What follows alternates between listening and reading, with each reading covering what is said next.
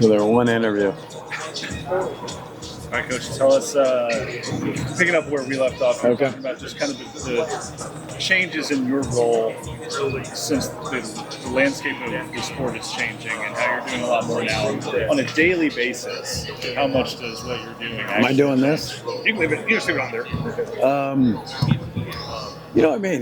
Obviously our program's in a different place too, so a lot of things come into play, over time, and the game's changed. We're trying to adapt to the rules, and when I say rules, we still don't know what those rules are, but we're flexible. Let's put it that way. So, it's been fun. It's been fun to see the growth of the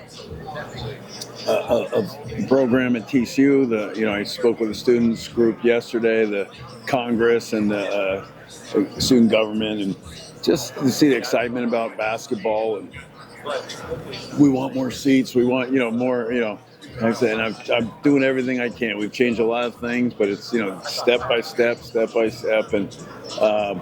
and then you adjust to what's going on with the different things. But I'm not going to complain. I like where we're at college basketball. I like the opportunity to play with guys and practice with them from June on, and so there's a lot of great things about it. Yeah, you got new guys, but like I said, I'm LA Valley College. That's who I am, a junior college coach from California. That was my goal, and I just wanted to coach kids and help them get a scholarship. In some ways, or now it's coaching kids, help them graduate and help them get to the next level. So, in a lot of ways, it hasn't changed. Put together the best team we possibly can and represent your university. Don't embarrass it. And then obviously it's special to me because of playing at TCU and being a part of it and seeing the jump we've made. We've had an interesting run. We were at the Southwest Conference between you guys even followed it or thought about it. That was the best level at the time. Then we disappear and basketball becomes kind of secondary, I guess would be the simplest way to put it. And now we're in the best conference again, and we're trying to do things that bigger schools are doing, and that's a challenge. But I like challenges, and I came here for that challenge. On that topic, the program's been to tournament 3 years in a row for the first time in its history, and it feels like the floor has really elevated for the team. When you think about what's the next step in the process, what is that? Well, I kind of told you that, guys, when I showed up 8 years ago. So this is what's going to happen. You're going to want more, and they look at me like I was crazy, but that's what's occurred. Get in the tournament, we want more, and I want it, so it's not a problem. I don't care about it.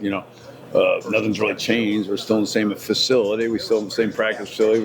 We lost our weight room. We used to have a weight room. We've added volleyball in there. So, but we want to have high expectations, and we've got to be better, and we've got to look to be at the top of the conference and win a Big 12 championship. And we're a little young this year, but you're going to have to get a little younger in these next couple of years, I think, as we lose the super seniors. They got to run out until the lawsuit comes and the players are asking to play 6-7 years in college. So it's coming. You adapt, and but we've got some. I have more. When I got here, I got higher expectations than anybody had, and they'll continue to be that way. The changes that are coming down the pipe, you kind of alluded to that. One of those changes is the potential for 2 scholarships. Does that impact your? Yeah, I don't think we know enough about it. We've discussed it, so I guess it has impacted it, but we don't know what it means. We've got too many uncertainties. I don't think it impacts us, to be honest with you. I think maybe a last-second one. Jeremiah and I have talked about that, but college is funny. Jeremiah asked me what we thought. I was like, oh, this will be the first time you hear from a coach where, how we have it is fine. 13 and the ability to have walk-ons is probably the best situation. But as you go to 15 scholarships, they're not all going to play, but you need more than 13 bodies. You need more than probably 15 bodies to practice. So, we'd like to keep it how it is. But obviously the rules are changing because of really things that shouldn't affect it, but they are, and so that's where we're at. So I think that's what remains to be seen. If it impacts what you have to for your other 13 guys, that's a problem.